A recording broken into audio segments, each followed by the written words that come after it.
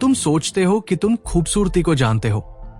तुम सोचते हो कि तुम उस महिला को जानते हो जिसकी एक झलक तुम्हारी सांसें रोक देती है, जिसकी मौजूदगी से तुम्हारे पेट में गुदगुदी होने लगती है, जिसकी मुस्कान तुम्हें यकीन दिलाती है कि तुम्हें किस्मत ने खुद चुना है। लेकिन मैं तुम्हें कुछ ऐसा बताता हूं जिसके लिए तुम तैयार नहीं हो। जो चीजें उसे इतना आकर्षक बनाती है, अक्सर वही चीजें उसे मानसिक रूप से अस्थिर भी बनाती है। ये कोई अपमान नहीं है, ये कोई कड़वाहट नहीं है, ये एक मनोवैज्ञानिक सच्चाई है जिसे हर वो आदमी जो ज्यादा जीता है आखिरकार बहुत मुश्किल से सीखता है। और अगर तुम सुंदरता से कभी नहीं जले हो तो तुम जलोगे, क्योंकि बिना अंदरूनी संतुलन के सुंदरता एक बच्चे के हाथों में आग की तरह है। ये आकर्षक है लेकिन इसका विनाश तय है। एरिक फ्रॉम ने लिखा था, काम ये नहीं है कि कोई और क्या नहीं देखता, बल्कि ये सोचना है कि जो सब देखते हैं उसके बारे में कोई और नहीं सोचता। हर आदमी उसकी खूबसूरती को देखता है, हर आदमी उस आकर्षण को महसूस करता है, लेकिन जिस चीज के बारे में वे सोचना भूल जाते हैं, जिसे वे देखना पसंद नहीं करते, वो ये है कि इस सुंदरता को हथियार बना लिया गया है। ये जरूरी नहीं कि उसने जानबूझकर ऐसा किया हो, बल्कि उस दुनिया ने ऐसा किया है जहां वो पली बड़ी है। फ्रॉम ने कुछ ऐसा समझा जो ज्यादातर मर्द नहीं समझते। जब समाज किसी महिला को सिर्फ उसके दिखने के तरीके के लिए इनाम देता है, तो वो उसके अंदर की गहरी चीजों को विकसित करने की जरूरतों को खत्म कर देता है, जैसे विनम्रता, मजबूती, सहानुभूति और सच्चाई। वो एक इंसान नहीं बल्कि एक परछाई बन जाती है, एक मौजूदगी नहीं बल्कि एक दिखावा। और जब किसी इंसान की कीमत उसके दिखावे से जुड़ जाती है तो उसका मानसिक संतुलन भीड़ की मंजूरी से बंध जाता है। तुम्हें एक मर्द के तौर पर यह समझना होगा कि ये खूबसूरत महिलाओं से नफरत करने के बारे में नहीं है, ये उनके पीछे की मशीनरी को देखने के बारे में है।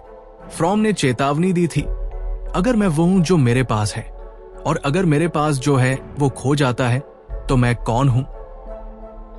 आकर्षक महिला को बचपन से ही सिखाया जाता है कि उसके पास जो कुछ है वो उसकी सुंदरता है।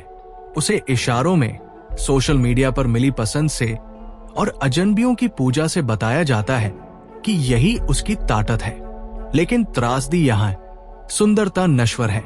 ये समय, बच्चे के जन्म, बीमारी या यहां तक कि उससे भी कम उम्र के चेहरों के उदय के बोझ तले दबकर खत्म हो जाती है।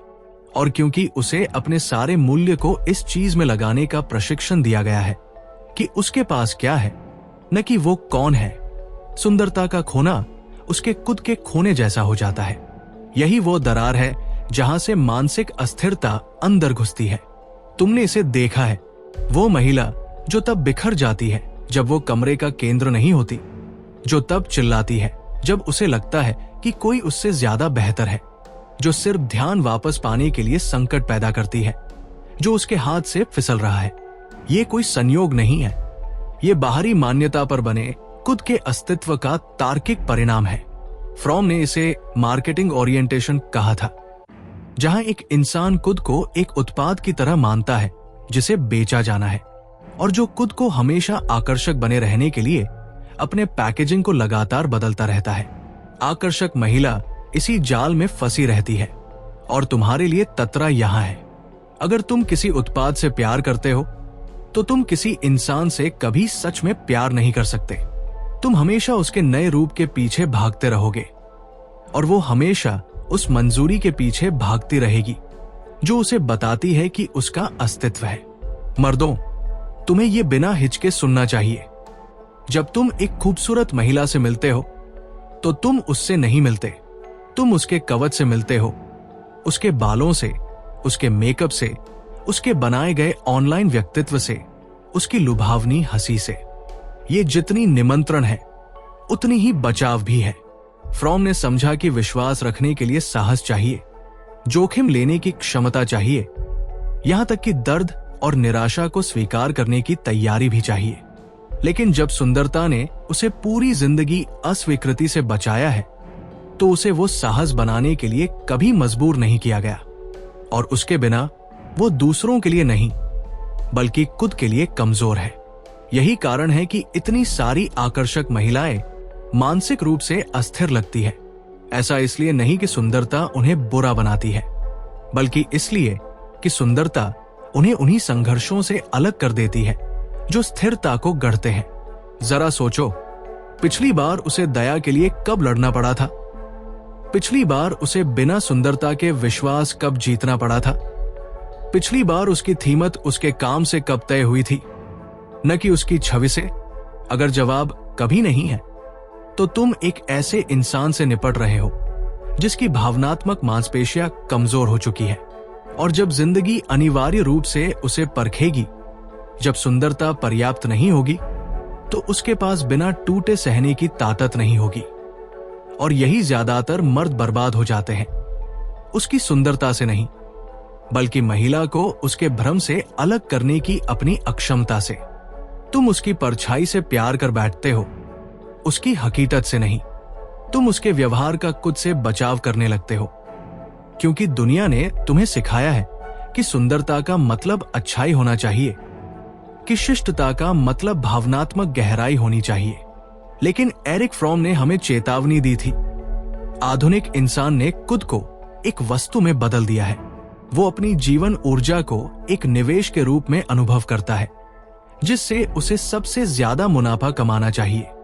वो आकर्षक महिला एक ऐसे समाज में जो उसके चेहरे को उसके दिमाग से पहले इनाम देता है, संबंधों को भी लेन देन के रूप में देखने के लिए आदी हो जाती है।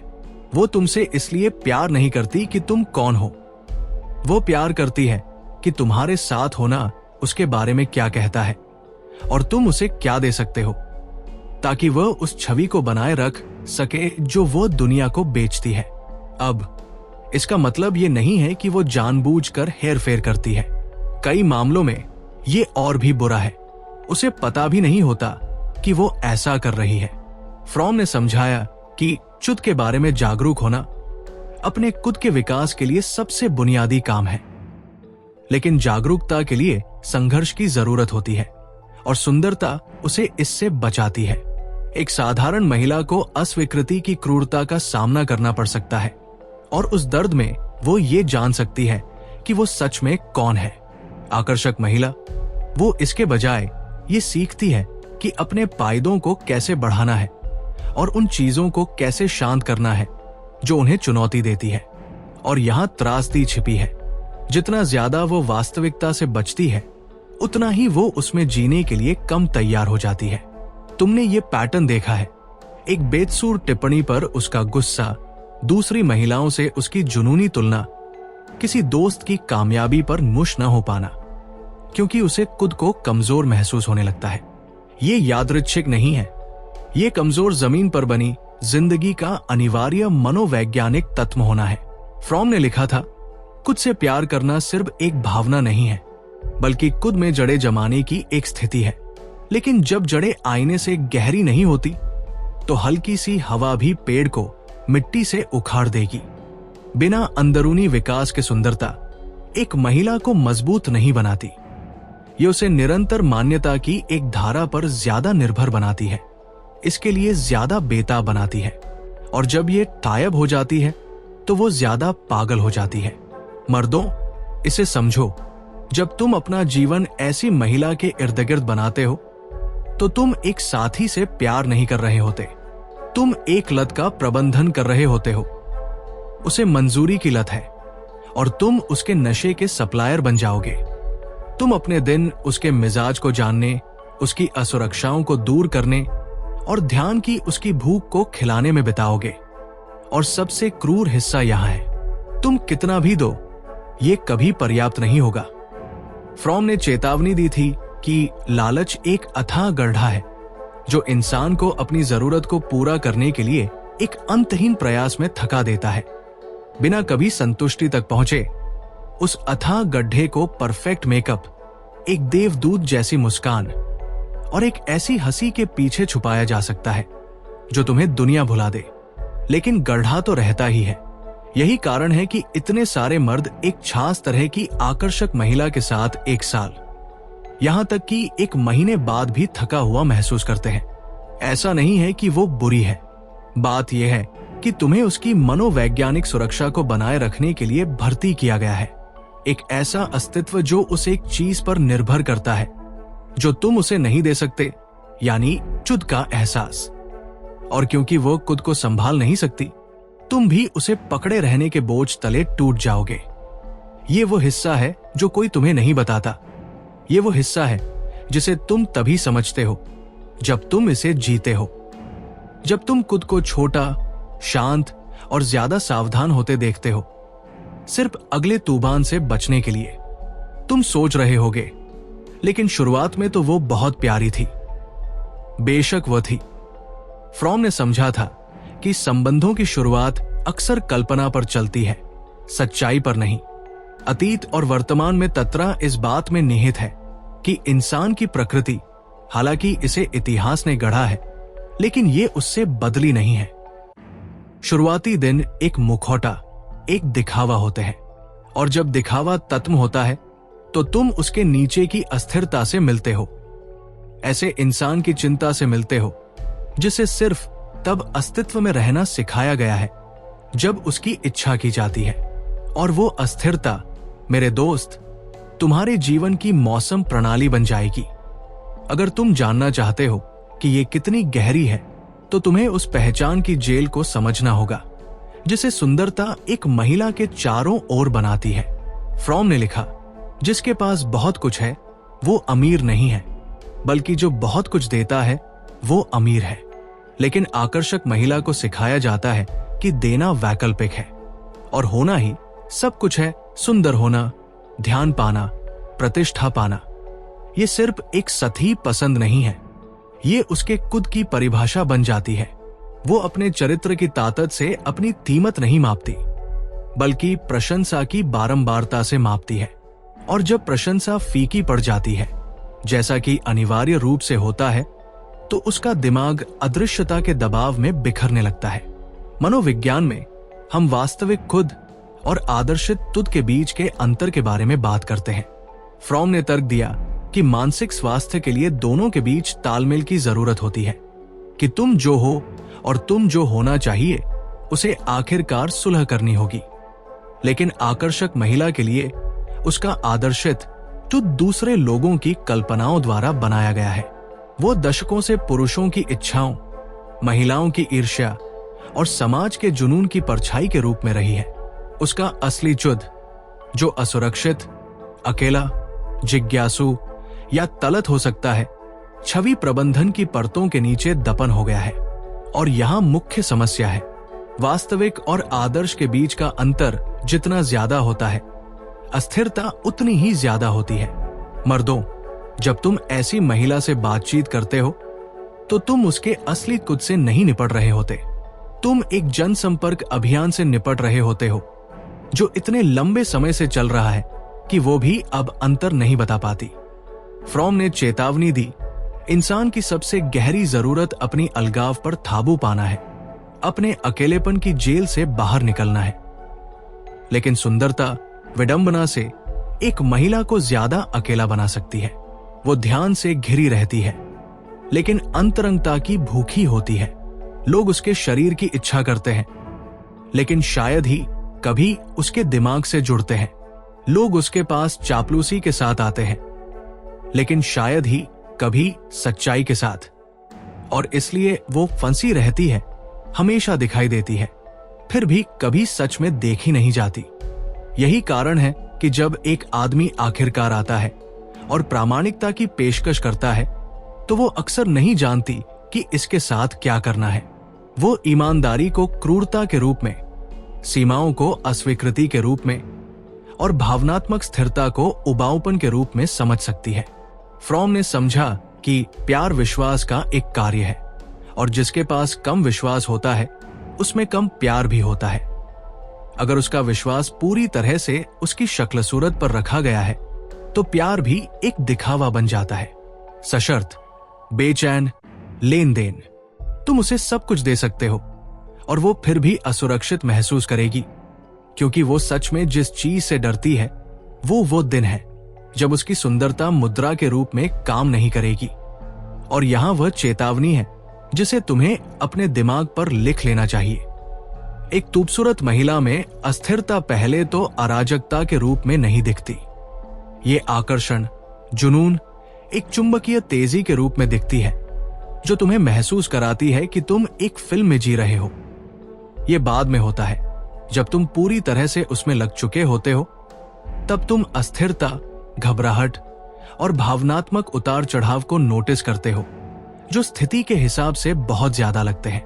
फ्रॉम ने लिखा, शायद ही कोई गतिविधि, कोई उद्यम हो जो इतनी जबरदस्त उम्मीदों और अपेक्षाओं के साथ शुरू हो और फिर भी इतनी नियमित रूप से विफल हो जितना प्यार। और प्यार यहां इसलिए विफल होता है क्योंकि तुमने पर्याप्त कोशिश नहीं की, बल्कि इसलिए कि तुम एक मुखौटे से प्यार में थे जो वास्तविकता में जीवित नहीं रह सका। हर मर्द जो सुन रहा है, उसे यह समझना होगा कि एक महिला को उस अस्थिरता से बचाना तुम्हारा काम नहीं है जिसे उसकी सुंदरता ने पैदा किया है।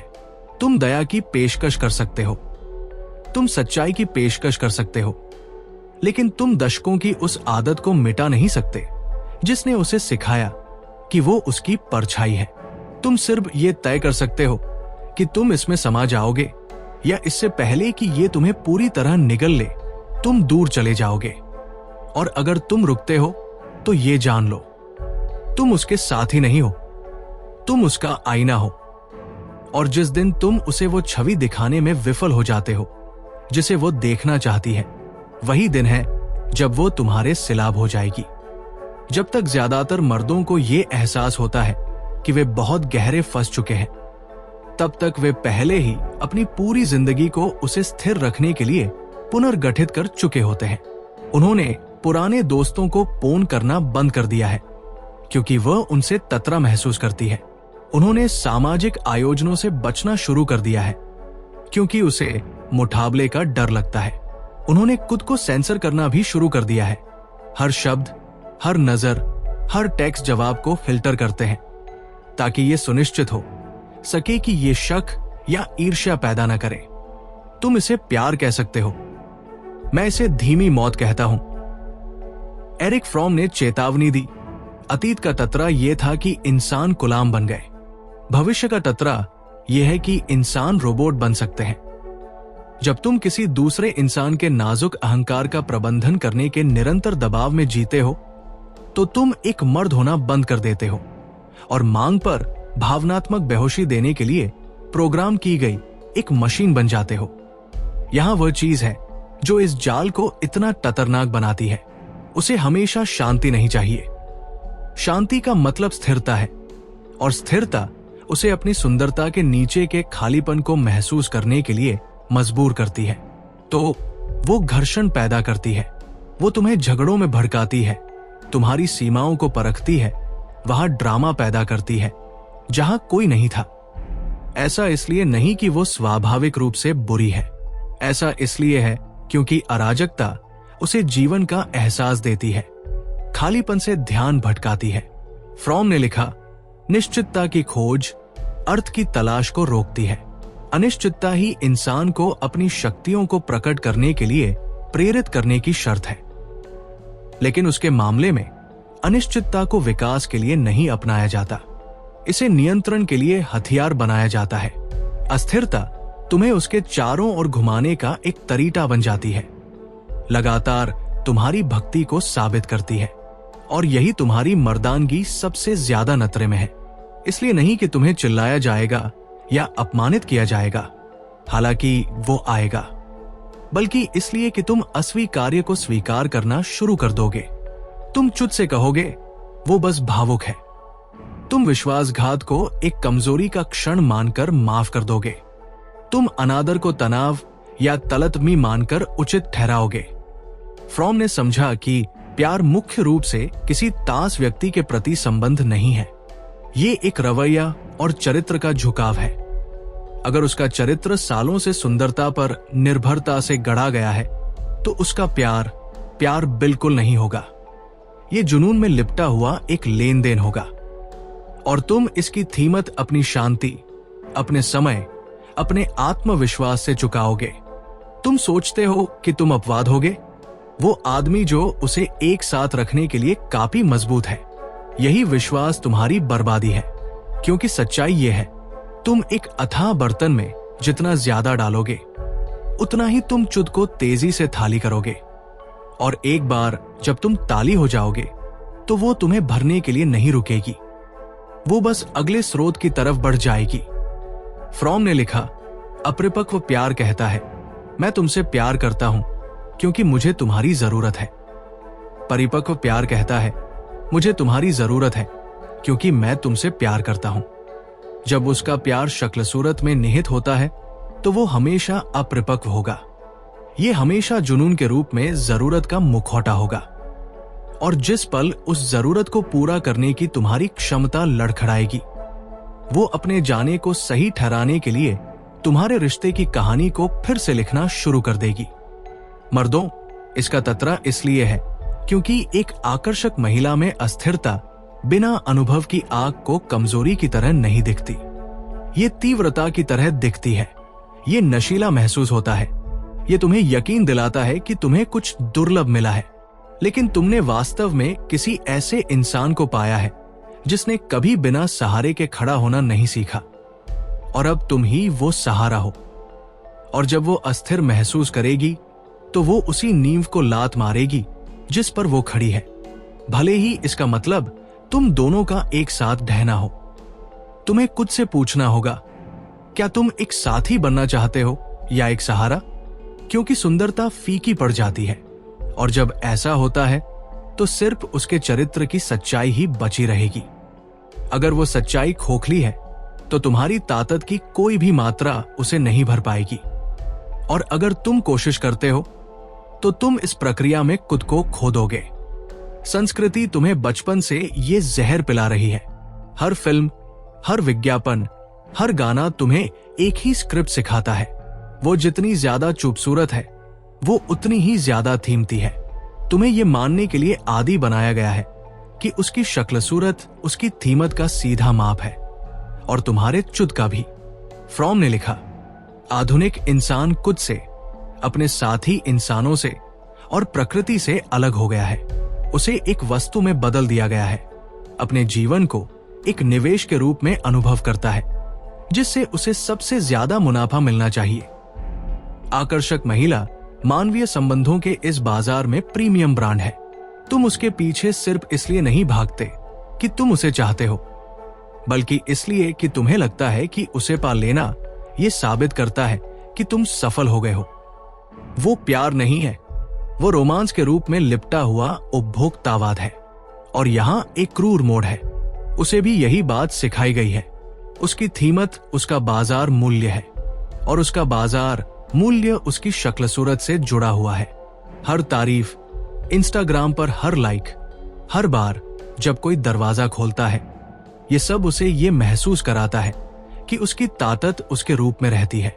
लेकिन किसी इतनी क्षणिक चीज में निहित ताकत डर को जन्म देती है। वो अपने पीछे आने वाली कम उम्र की महिलाओं को देखती है जैसे वे घास में छिपे शिकारी हों।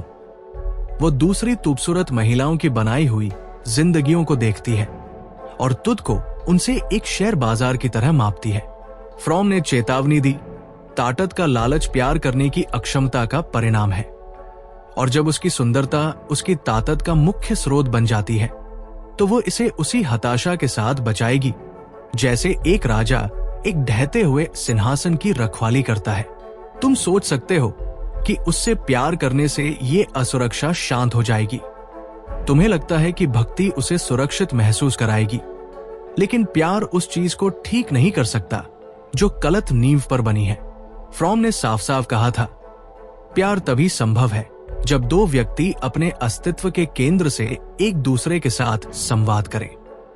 इसलिए अगर उनमें से हर कोई अपने अस्तित्व के केंद्र से खुद को अनुभव करता है, अगर वो कभी अपने प्रतिबिंब के बाहर खुद से नहीं मिली है, तो उसके पास तुमसे प्यार करने के लिए कोई केंद्र नहीं है। वो सिर्फ खुद के उस रूप से प्यार कर सकती है जिसे तुम वापस दिखाते हो, और जिस पल वो आईना बदलता है संबंध बिखर जाता है। सांस्कृतिक जाल ये है कि पुरुष सुंदरता को अनुकूलता के साथ मिला देते हैं। तुम मानते हो कि आकर्षण तालमेल की गारंटी देता है, लेकिन आकर्षण सिर्फ शुरुआती धुन है। गाना अभी भी अराजकता हो सकता है। इसीलिए जिन मर्दों के पास विकल्प होते हैं वे भी आखिरकार दुखी हो जाते हैं। वे उसका ध्यान जीतने की खुशी को एक साथी होने की सुरक्षा समझ लेते हैं, और जब तक उन्हें यह एहसास होता है कि वो कभी सच में उनके साथ नहीं थी, सिर्फ उस छवि के साथ थी जिसे वे दर्शाते थे, वे पहले से ही आर्थिक रूप से, भावनात्मक रूप से, शायद कानूनी तौर पर भी उस अस्थिरता से बंधे होते हैं जिसे वो अपने साथ रखती है। फ्रॉम ने हमें याद दिलाया, मरना बहुत कड़वा है, लेकिन बिना जिए मरना असहनीय है, और एक आकर्षक साथी को स्थिर रखने के लिए लगातार मनोवैज्ञानिक क्षति नियंत्रण में जीना नहीं है। ये एक सोने के पिंजरे में रहना है। तो पुरुष उसी जाल में क्यों फंसते रहते हैं? क्योंकि संस्कृति ने तुम्हें लाल झंडों को अनदेखा करना सिखाया है। अगर पैकेज पर्याप्त रूप से खूबसूरत है, तुम उसके चेहरे से तुम्हारा ध्यान भटकने के कारण उसके अहंकार को माफ कर देते हो। तुम उसके शरीर से खुद के नशे में होने के कारण भावनात्मक अराजकता को माफ कर देते हो। तुम खुद से कहते हो कि उसे सिर्फ समझ की जरूरत है, जबकि उसे वास्तव में उस तरह के आंतरिक काम की जरूरत है जो कोई भी पुरुष उसके लिए नहीं कर सकता। और यहां पर अनछुआ सच है, तुम जितना ज्यादा रुकते हो उतना ही तुम खुद को सामान्य के रूप में शिथिलता को स्वीकार करना सिखाते हो। और वो मेरे दोस्त, यही है कि कैसे मजबूत मर्द कमजोर हो जाते हैं। एक ही विनाशकारी घटना से नहीं, बल्कि धीमी गति से कमजोर होने से। एक एक सीमा, एक एक रियायत, एक एक निगली हुई सच्चाई। तुम अपनी जिंदगी को जीना बंद कर देते हो और उसकी जिंदगी का प्रबंधन करना शुरू कर देते हो। तुम सीधे खड़ा होना बंद कर देते हो और अगले तूफान से बचने के लिए झुकना शुरू कर देते हो। और जब तक तुम जागते हो, तुम्हें एहसास होता है कि वो आदमी जो तुम थे, जिस आदमी की तरफ वो पहले आकर्षित हुई थी, वो उसे एक साथ रखने के बोझ तले दबकर दम घोंट चुका है। मर्दों, अगर तुम सच में इस चक्र से आजाद होना चाहते हो, तो तुम्हें अपने उस हिस्से का सामना करना होगा जो इसमें चलता रहता है। सच ये है, तुम में से कई लोग अस्थिर सुंदरता का पीछा इसलिए करते हैं क्योंकि तुम अंधे हो, बल्कि इसलिए कि ये तुम्हारे अंदर की किसी अंधेरी चीज को पोषित करता है, यानी खुद को साबित करने की जरूरत। एरिक फ्रॉम ने लिखा, अपरिपक्व प्यार कहता है, मैं तुमसे प्यार करता हूं क्योंकि मुझे तुम्हारी जरूरत है। परिपक्व प्यार कहता है, मुझे तुम्हारी जरूरत है क्योंकि मैं तुमसे प्यार करता हूं। लेकिन जब तुम कमरे में सबसे खूबसूरत महिला का पीछा कर रहे होते हो, तो ये शायद ही कभी परिपक्व प्यार के बारे में होता है। ये इस डर को शांत करने के लिए एक ट्रॉफी जीतने के बारे में होता है कि तुम पर्याप्त नहीं हो। वो तुम्हारी मान्यता बन जाती है, दुनिया को तुम्हारा प्रमाण कि तुम सफल हो गए हो। और जब तुम्हारी कीमत उसके मौजूद होने पर निर्भर करती है, तो तुम उसे बनाए रखने के लिए लगभग कुछ भी सहन करोगे। यही कारण है कि तुम नाटक को माश कर दोगे। यही कारण है कि तुम उसके लिए अपने दोस्तों से भी बचाव करोगे, भले ही तुम जानते हो कि वे सही है। यही कारण है कि तुम खुद को यकीन दिलाओगे कि वो इसके लायक है, भले ही तुम्हारी शांति कम होती जा रही हो, क्योंकि उसे खोने का विचार अपनी पहचान का एक हिस्सा खोने जैसा लगता है। लेकिन यहां वह चीज है जो तुम नहीं समझते। तुम खुद को उसे बनाए रखने के लिए जितना ज्यादा बलिदान करते हो, उतना ही तुम्हारे पास उसे प्यार करने के लिए कम बचता है। फ्रॉम ने चेतावनी दी, स्वार्थी व्यक्ति दूसरों से प्यार करने में अक्षम होते हैं, लेकिन वे खुद से भी प्यार करने में सक्षम नहीं होते। अगर वो सुंदरता के बाजार में अपने अस्तित्व से ग्रस्त है, तो वो तुमसे सच में प्यार नहीं कर सकती। और अगर तुम उसे बनाए रखने से ग्रस्त हो, तो तुम सच में खुद से प्यार नहीं कर सकते। तुम्हें यह समझना होगा कि सुंदरता द्वारा चुने जाने की तुम्हारी इच्छा ही वो लीवर है जिसका उपयोग अस्थिर महिलाएं अक्सर अनजाने में पुरुषों को नियंत्रित करने के लिए करती है। वो इसे नियंत्रण के रूप में नहीं सोच सकती। उसके लिए ये अस्तित्व है, तुम्हारे लिए ये भक्ति है, लेकिन हकीकत में ये दोनों तरफ से निर्भरता है। तुम महत्वपूर्ण महसूस करने के लिए उस पर निर्भर करते हो। वो अपने प्रतिबिंब को बनाए रखने के लिए तुम पर निर्भर करती है। फ्रॉम ने इसे सहजीवी संघ के रूप में वर्णित किया, जहां कोई भी साथी नहीं बढ़ता क्योंकि वे एक दूसरे को एक आपसी जाल में बंद कर देते हैं।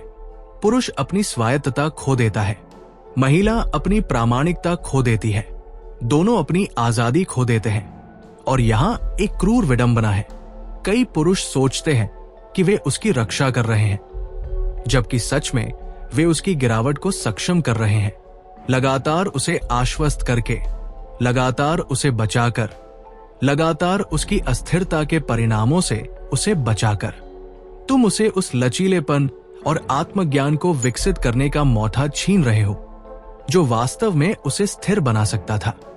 फ्रॉम ने लिखा, किसी से प्यार करना सिर्फ एक मजबूत भावना नहीं है, ये एक निर्णय है, ये एक निर्णय है, ये एक वादा है। अगर वो अपनी सुंदरता के आईने के बिना वो निर्णय नहीं ले सकती, तो तुम्हारे पास जो है वो प्यार नहीं है, ये रोमांस के रूप में छिपी हुई निर्भरता है। बाहर निकलने का तरीका उसे ठीक करना नहीं है, बाहर निकलने का तरीका अपने उस हिस्से को ठीक करना है जो सोचता है कि तुम्हें पूर्ण होने के लिए उसकी जरूरत है। जब तक तुम ऐसा नहीं करते, तुम सुंदरता को थीमत समझोगे और अराजकता को जुनून। तुम अस्थिरता को रहस्य और अस्थिरता को गहराई कहते रहोगे, और तुम अपना जीवन उस आग को देते रहोगे जो तुम्हें गर्म करने के लिए नहीं थी, सिर्फ जलाने के लिए थी। फ्रॉम का मानना था कि अकेले रहने की क्षमता प्यार करने की क्षमता के लिए शर्त है। अगर तुम अकेले खड़े नहीं हो सकते, तो तुम हमेशा उस महिला का पीछा करोगे जो तुम्हें खुद का सामना करने से रोकती है। और अगर वो अकेले खड़ी नहीं हो सकती, तो वो हमेशा उस आदमी से चिपकी रहेगी जो उसे सहारा देता है। वो साझेदारी नहीं है, वो आपसी चैद है। तो मेरे भाइयों, ये वो सवाल है जिसका तुम्हें जवाब देना है। क्या तुम एक आजाद आदमी बनना चाहते हो या एक अच्छी तरह से सजाए गए कैदी? क्योंकि तुम जो चुनाव करते हो वो तय करेगा कि तुम अपना जीवन एक साम्राज्य बनाने में बिताते हो या एक पिंजरे की रखवाली करने में। लाइक, शेयर, सब्सक्राइब करें। और अगर आप इस सच्चाई को जिंदा रखने में विश्वास करते हैं, तो विवरण में दिए गए लिंक के माध्यम से चैनल का समर्थन करें। जो हम यहां कहते हैं वो हर किसी के लिए नहीं है, किसी के लिए नहीं है, किसी के लिए